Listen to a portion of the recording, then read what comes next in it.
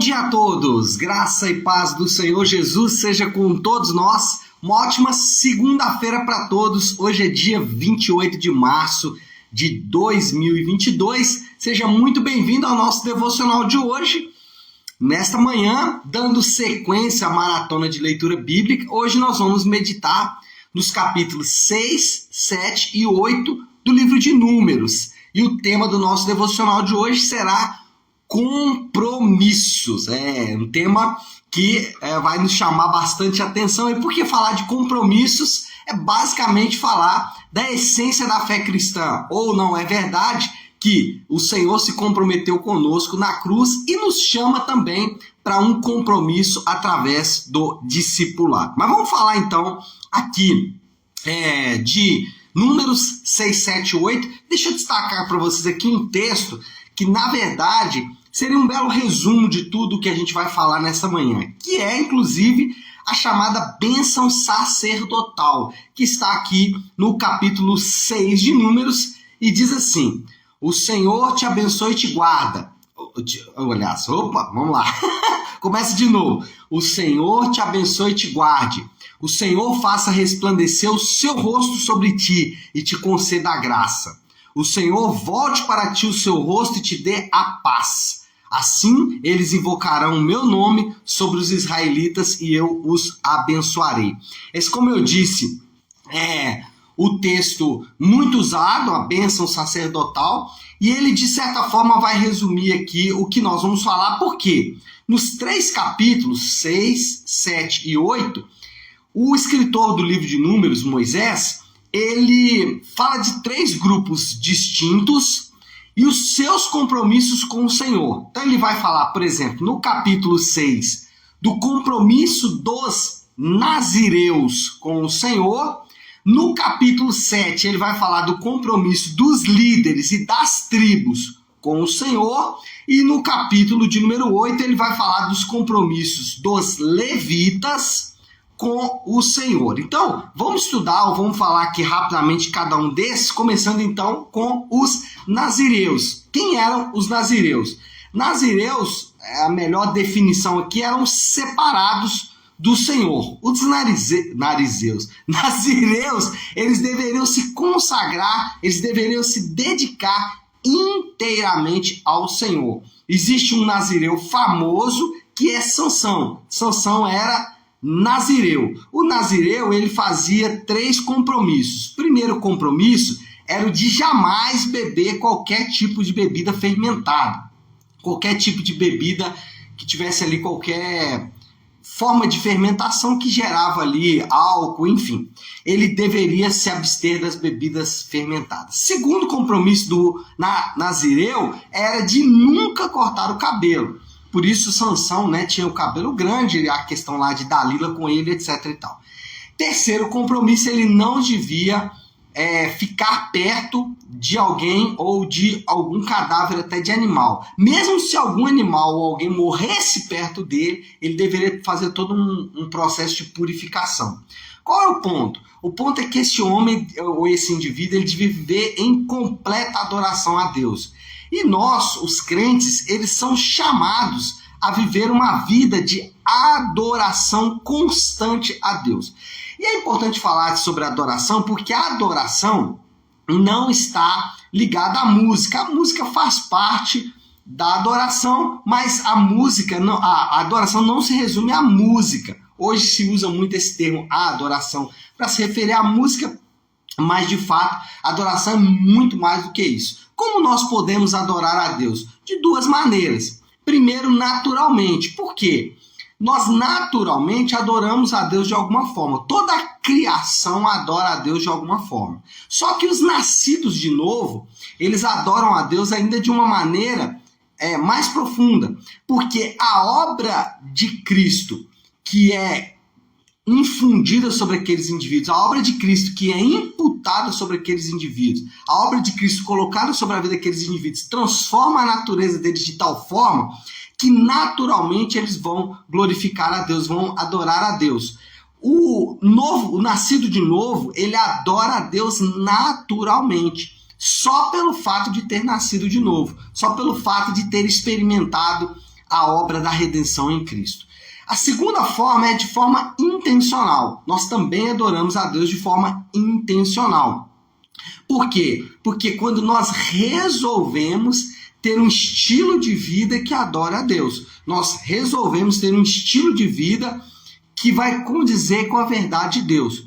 Um nascido de novo, um crente verdadeiro, ele vai evitar determinadas coisas simplesmente porque essas coisas podem ofender a honra de Deus, podem trazer vergonha para o nome de Deus.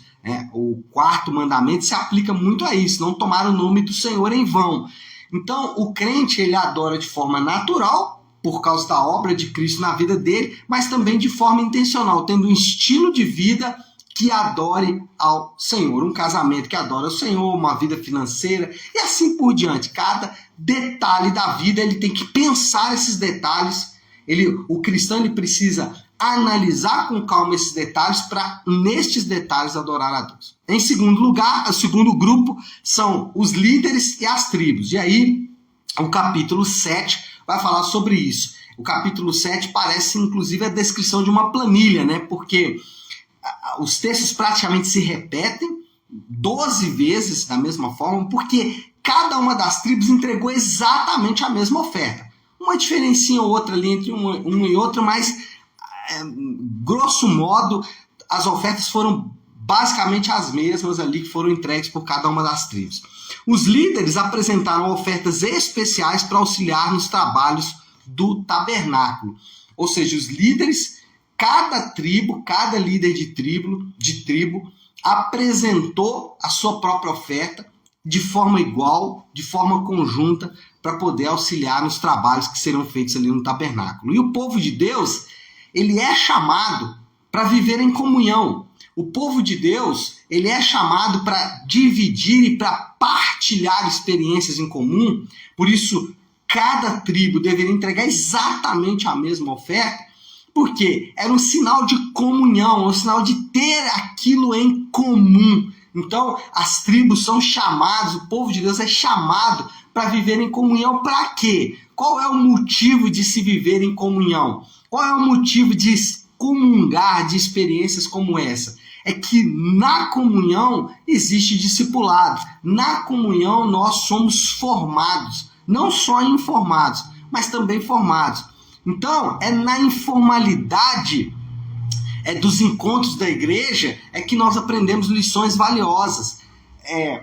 O culto da igreja é muito importante. No culto, talvez, a gente tenha ali o maior momento de comunhão do povo de Deus, onde o povo de Deus vai compartilhar uns com os outros um momento de oração, onde os membros, ou onde o povo de Deus vai compartilhar uns com os outros uma canção, onde eles vão compartilhar um com o outro uma palavra, enfim.